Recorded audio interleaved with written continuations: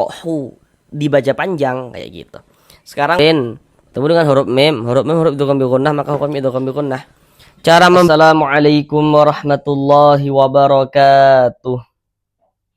Jika memiliki permasalahan, belum lancar dalam membaca Al-Quran, kemudian belum memahami ilmu tajwid, atau merasa kesulitan di dalam memahami ilmu tajwid Al-Quran, marilah belajar mengaji Al-Quran bersama kami. Akan kami jelaskan tajwidnya dengan pelan-pelan, sehingganya dengan penjelasan tajwid yang kami jelaskan dengan pelan-pelan, semoga adik-adik dan juga bapak ibu semuanya semoga dapat langsung bisa memahami ilmu tajwid Al-Qur'annya dengan mudah. Karena dengan kita belajar tajwid, kita paham, kita bisa menerapkan dengan sendirinya ketika membaca Al-Quran. Maka tentu itu akan memperbaiki bacaan Al-Quran kita. Semoga bagi yang belum lancar, bisa secepatnya lancar di dalam membaca Al-Qurannya. Baiklah, marilah langsung kita mulai belajar mengaji Al-Qurannya. Marilah bersama-sama kita lanjutkan kembali belajar mengaji Al-Quran dengan penjelasan tajwid yang akan kami jelaskan dengan pelan-pelan.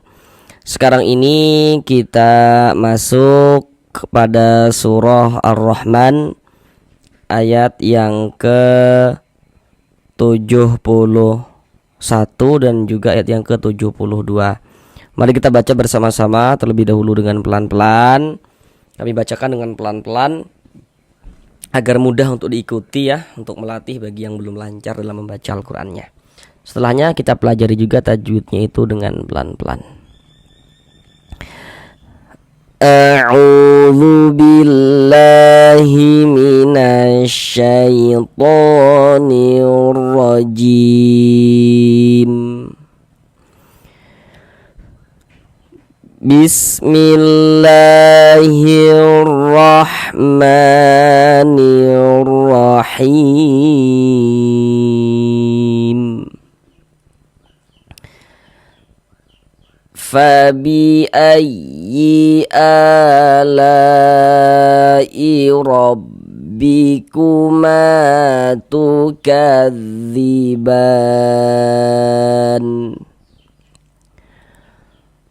Hurum maqsuratun fil khiyam. Sekarang mari bersama-sama kita bahas tajwidnya itu dengan pelan-pelan. Seperti biasa ya, nih untuk pembahasan tajwid pada surah Ar-Rahman ayat yang ke-71 ini, silakan Bapak Ibu dan juga adik-adik semuanya lihat pada pembahasan surah Ar-Rahman ayat yang ke-13. Jadi masuk di channel kami ini, kemudian lihat di bagian playlist video. Di situ ada playlist video surah Ar-Rahman, kemudian cari surah Ar-Rahman ayat yang ke-13. Karena pembahasan tajwid pada surah Ar-Rahman ayat yang ke-13 dengan ayat ke-71 ini daripada surah Ar-Rahman, itu pembahasan tajwidnya dia sama seperti itu. Selanjutnya langsung kita bahas tajwidnya dengan pelan-pelan pada surah Ar-Rahman ayat yang ke-72 ini. Yang pertama di sini hu. Kenapa kok hu dibaca panjang kayak gitu? Sekarang perhatikan media gambar di layar. Di situ kan ada tuh bacaannya ya, rumus mad asli atau mad tabi'i. Jadi mad asli atau disebut juga dengan mad tabi'i itu dia memiliki 3 huruf mad. Jadi huruf mad jumlahnya ada 3. Huruf-huruf mad itu seperti yang tertera di rumus 1, rumus 2, rumus 3 yang warna-warna hitam itu. Huruf beserta tanda bacanya itulah huruf mad. Fungsinya itu untuk apa? Untuk memanjangkan huruf, seperti itu. Kemudian kalau pada mad tabi'i nantinya untuk menunjukkan tanda panjang itu, huruf-huruf mad itu dia bisa ditulis dalam bentuk seperti rumus 1, rumus 2, rumus 3 yang warna-warna hitam itu. Yang maksudnya dari segi tulisan huruf madnya itu dia kelihatan. Huruf madnya itu dia tampak untuk menunjukkan tanda panjang seperti itu pada mad tabi'i. Kemudian juga pada mad tabi'i untuk menunjukkan tanda panjang nantinya bisa juga huruf-huruf mad itu dia dari segi tulisan itu dia tidak tampak.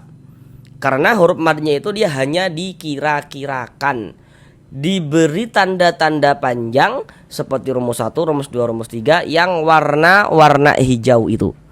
Misalnya nih pada mad tabi'i untuk menunjukkan tanda panjang ditulis dalam bentuk seperti rumus 3 yang warna hijau misalnya.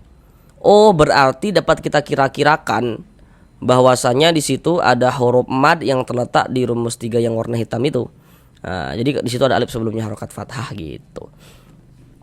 Nah, kalau misalkan masih agak bingung, nah itu jangan dipikirkan dulu. Nah, nanti kita jelaskan dengan pelan-pelan, tapi yang tadi itu diingat sehingga nanti gampang memahaminya kayak gitu. Sekarang ini hu dibaca panjang. Perhatikan huruf mad yang terletak di rumus 2 warna hitam. Cara kita memahami huruf mad yang terletak di rumus 2 yang warna hitam. Di rumus 2 warna hitam, di situ kan ada huruf waw sukun. Huruf sukun itu biasanya juga disebut dengan huruf mati. Huruf mati, apalagi huruf sakinah. Itu maksudnya dia sama saja. Nah, supaya tidak bingung. Ada huruf ya sukun. Sebelum ya sukun di situ ada harokat dhammah. Ada tanda baca dhammah. Di bawah harokat dhammah ada titik-titik kan di situ. Titik-titik di sana itu maksudnya nanti disitulah tuh letaknya huruf yang dibaca panjang, yang memiliki harokat dhammah, yang memiliki tanda baca dhammah itu tadi.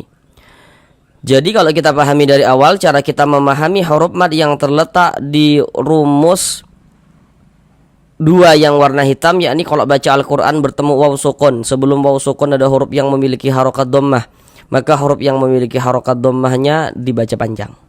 Contoh nih ya, dalam bacaan kita baca Al-Quran nih, bertemu waw sukun, ada huruf waw, ada tanda sukun.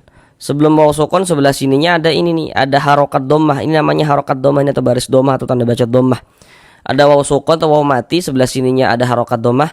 Nah, huruf yang memiliki harokat dhammahnya dibaca panjang, sehingga hu dibaca panjang. Mad tabi'i panjang 2 harokat. Nah, sesuai dengan rumus 2 warna hitam itu. Hurum, huruf ra memiliki harokat dhammah atau di sini dhammatain. Itu huruf ra kita baca tebal nih, kita baca tafkhim ya. Hurum maqsu. Tanwin setelahnya huruf mim. Nah, perhatikan media gambar di layar. Di situ di bawah panah yang warna biru itu ada di situ bacaannya. Nun sukun garis miring tanwin. Ada kan bacaannya pada media gambar itu ya? Nun sukun garis miring tanwin. Dan seperti yang kita lihat bahwasanya tanda baca tanwin itu ada 3 bentuk tuh. Nah, seperti yang ada pada media gambar itu. Nanti ada baris 2 letaknya di atas huruf, namanya fathatain. Nanti ada baris 2 letaknya di bawah huruf, namanya kasratain. Kemudian yang satunya lagi itu namanya dhammatain. Jadi kalau kita baca Al-Quran itu, setiap kita bertemu nun sukun atau setiap kita bertemu dengan tanwin, terjadi hukum tajwid di sana dengan memperhatikan huruf setelahnya. Nah, kita baca Al-Quran nih bertemu tanwin. Oh, di sini ada salah satu tanda baca tanwin, yakni dhammatain. Berarti terjadi hukum tajwid dengan memperhatikan huruf setelahnya. Tanwin setelahnya huruf mim. Nah, huruf mim ini yang harus kita ketahui huruf apa dia, agar kita dapat menentukan hukum tajwidnya. Seperti yang kita lihat, huruf mim itu termasuk salah satu huruf idgham bi gunnah. Jadi huruf idgham bi gunnah jumlahnya ada 4. Dihafal huruf-huruf yang 4 itu agar kita dapat memahami tajwid di surah apapun dan di ayat manapun, seperti itu. Jadi kalau kita baca Al-Quran, apabila bertemu dengan huruf nun sukun atau tanwin, kemudian setelah nun sukun atau setelah tanwinnya itu bertemu dengan salah satu daripada 4 huruf yang di samping itu, maka hukumnya idgham bi gunnah, dikecualikan pada idhar mutlak. Ini tanwin, bertemu dengan huruf mim huruf idgham bi gunnah, maka hukumnya idgham bi gunnah. Cara membacanya bagaimana? Dengan cara memasukkan. Jadi bunyi nun sukun atau bunyi tanwinnya itu dimasukkan ke dalam huruf idgham bi gunnahnya. Kemudian disertai dengan dengungan, disertai dengan gunnah, seperti itu.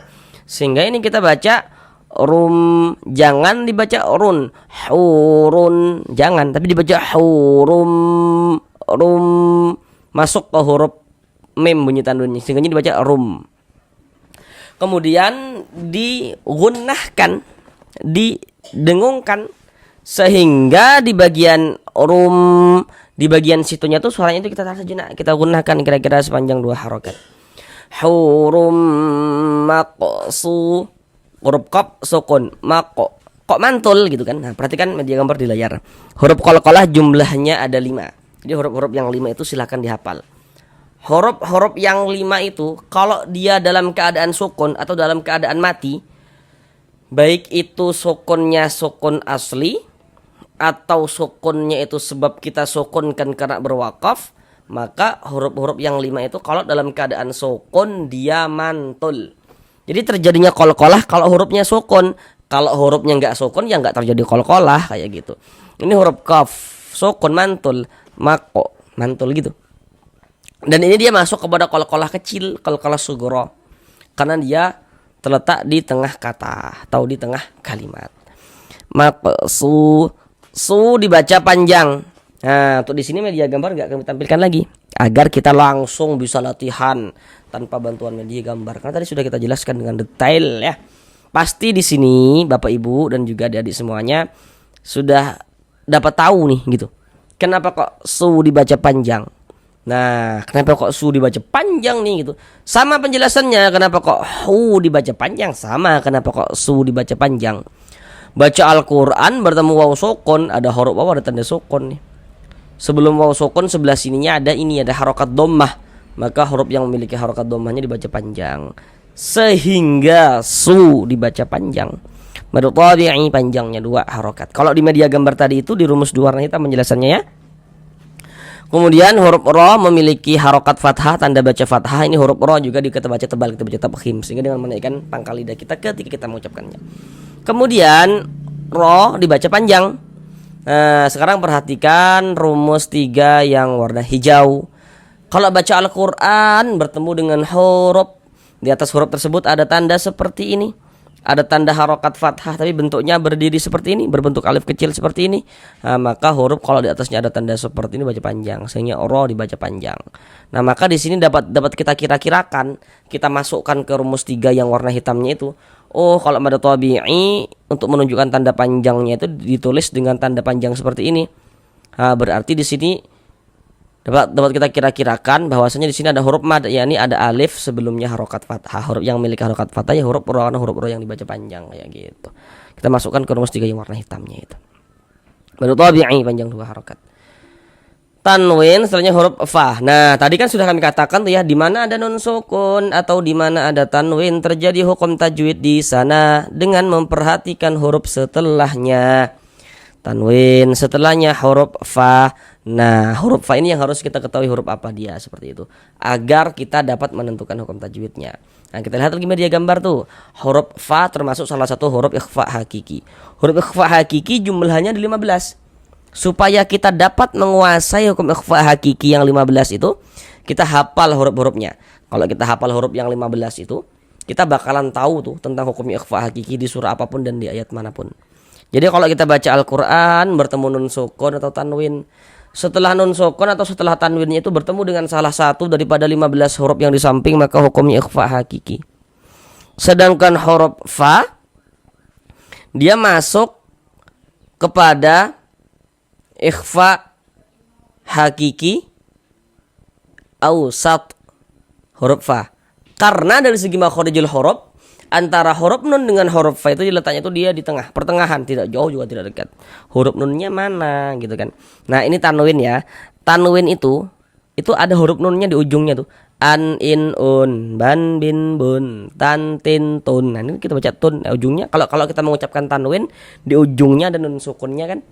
Yang tampak, yang kelihatan kalau kita ucapkan. Tapi dia dari segi tulisan ada huruf nun sukunnya, yuk nggak ada. Tapi kalau kita ucapkan itu dia tampak kayak gitu. Tanwin setelahnya huruf fa. Kita lihat nih, kalau ada nun sukun atau tanwin bertemu dengan salah satu daripada 15 huruf yang di samping, hukumnya ikhfa hakiki. Cara membaca ikhfa hakiki bagaimana? Dibaca samar. Jadi bunyi nun sukun atau bunyi tanwinnya itu kita baca samar. Kemudian dengan siap-siap masuk ke dalam huruf ikhfa-nya. Kemudian juga dia disertai dengan ghunnah, didengungkan. Sehingga ini kita baca di bagian situnya tuh suaranya itu kita tahan sejenak, kita gunnahkan kira-kira sepanjang 2 harokat. Jangan dibaca tun gitu ya. Kalau kita baca tun, nah itu jangan. Nanti ke izhar dia. Sedangkan ikhfa itu dia di antara sifat idhar dan sifat idgham. Ini kita gunakan kita samarkan bunyi tanwinnya. Kemudian di bagian situnya itu kita tahan sejenak. Kita panjangkan kira-kira sepanjang 2 harokat. Fil khiyam alif lam setelahnya huruf kha. Perhatikan media gambarnya. Huruf kha itu termasuk salah satu daripada 14 huruf qamariyah kan, huruf kha termasuk ya. Nah, coba tuh cari huruf kha. Termasuk dia salah satu daripada 14 huruf qamariyah. Jadi, kalau ada huruf alif lam, setelah huruf alif lamnya itu bertemu dengan salah satu daripada 14 huruf yang di samping itu, maka hukumnya adalah alif lam qamariyah. Ini alif lam bertemu dengan huruf kha, huruf qamariyah, maka hukumnya alif lam qamariyah. Alif lam qamariyah itu disebut juga dengan idhar qamariyah. Karena cara baca huruf lamnya dibaca idhar qamari, lamnya lam qamariyah. Maksudnya dibaca idhar, huruf lamnya dia dibaca jelas, terbaca dia dengan jelas, ada tanda sukunnya nih. Fil. Nah, ada tanda sukunnya kan. Fil khiyam. Ya dibaca panjang. Nah, gini, kalau misalkan kita tidak berwakaf di huruf mim, kita wasolkan, kita tidak berhenti di huruf mim, maka panjangnya ya tetap menjadi mad tabi'i. Tapi tadi itu kan kita bacanya itu berwakaf, berhenti di huruf mim, sehingganya ya yang awalnya mad tabi'i berubah menjadi mad arid lis sukun.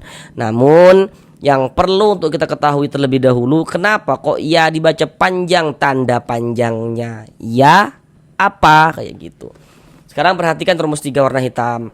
Di rumus 3 warna hitam di situ ada alif. Sebelum alif di situ ada harokat fathah, ada tanda baca fathah. Di bawah tanda baca fathah ada titik-titik. Titik-titik di sana itu maksudnya nanti disitulah tuh letaknya huruf yang dibaca panjang, yang memiliki harokat fathah, yang memiliki tanda baca fathah atau baris fathah itu tadi. Jadi kalau kita simpulkan dari awal, cara kita memahami huruf mad yang terletak di rumus 3 warna hitam, yakni kalau kita baca Al-Quran bertemulah kita dengan alif. Sebelum alif ada huruf yang memiliki harokat fathah, ada huruf yang memiliki tanda baca fathah, maka huruf yang memiliki harokat fathahnya dibaca panjang. Begitu cara memahami huruf mad yang terletak di rumus 3 warna hitam ya. Contoh dalam bacaan nih, kita baca Al-Quran bertemu alif nih. Ini alif nih. Alif yang disambung dengan huruf ya. Kita harus teliti dan juga harus paham. Nanti ada huruf alif yang disambung, ada huruf alif yang tidak disambung, kayak gitu. Baca Al-Quran bertemu alif nih. Sebelum alif, sebelah sininya nih ada ini. Ada harokat fathah nih, ada tanda baca fathah. Maka huruf yang memiliki harokat fathah, huruf yang memiliki tanda baca fathahnya dibaca panjang nih, sehingga ya dibaca panjang. Ya dibaca panjang itu mad tabi'i. Dibaca dengan panjang 2 harokat. Tapi tadi itu kita berwakaf di huruf mim, sehingga mad tabi'i bertemu dengan huruf yang disukunkan sebab berwakaf, maka dia berubah menjadi mad arid lis sukun. Mad arid lis sukun boleh dibaca dengan panjang 2 harokat atau 4 harokat atau 6 harokat, yang terpenting konsisten. Jadi maksudnya konsisten itu kalau kita baca Al-Quran itu panjangnya mad arid lis sukun harus kita baca sama panjangnya. Kalau mad arid lis sukun kita baca dengan panjang 2 harokat saat kita baca Al-Quran, maka semua mad arid lis sukun yang kita temui panjangkan 2 harokat. Kita baca Al-Quran lagi nih, mad arid lis sukun kita baca 4, semuanya kita panjangkan 4 harokat mad arid lis sukunnya. Begitu juga kalau 6, so panjangkan 6 harokat. Harus konsisten gitu. Huruf yang disukunkan atau huruf yang dimatikannya mana? Huruf mim. Ya ditambah huruf mim yang disukunkan dibaca yam gitu. Jadi ini kalau kita berwakaf berhenti di huruf mim, kita baca khiyam. Jangan dibaca khiyami, mi gitu baru berwakaf, baru berhenti gitu. Jangan ya, salah. Kita baca khiyam. Mengapa begitu? Jadi kalau kita baca Al-Quran kemudian kita berwakaf, berhenti kita di huruf yang tidak dibaca panjang, maka hurufnya itu kita sukunkan, kita matikan. Ini kita baca Al-Quran, berwakaf kita, berhenti kita di huruf mim. Untuk di sini huruf mim ini nggak dibaca panjang. Karena berwakaf di huruf yang tidak dibaca panjang, maka hurufnya itu kita sukunkan, kita matikan. Sehingga kita baca khiyam, seperti itu. Di sini ada tanda wakaf, bentuknya itu jim, sama di atas nih ya, tanda wakaf bentuknya jim. Ini namanya wakaf jaiz. Jadi maksudnya itu dia boleh. Boleh apa nih? Boleh berwakaf, boleh juga diwasolkan. Nah, kalau menemukan tanda wakaf seperti ini. Jadi terserah kita sebagai pembaca. Mau berwakaf dulu, berhenti dulu untuk mengambil napas, baru lanjutkan lagi bacanya, boleh. Saya tidak mau berhenti nih, saya wasolkan saja. Boleh juga kayak gitu. Sekarang mari kita ulang bersama-sama sekali lagi dari awal. Fabi'ayyi ala'i rabbikuma tukadzibani hurum maqsuratun fil khiyam. Sampai di sini belajar mengaji Al-Qur'annya, sampai bertemu di pembelajaran yang selanjutnya. Assalamualaikum warahmatullahi wabarakatuh.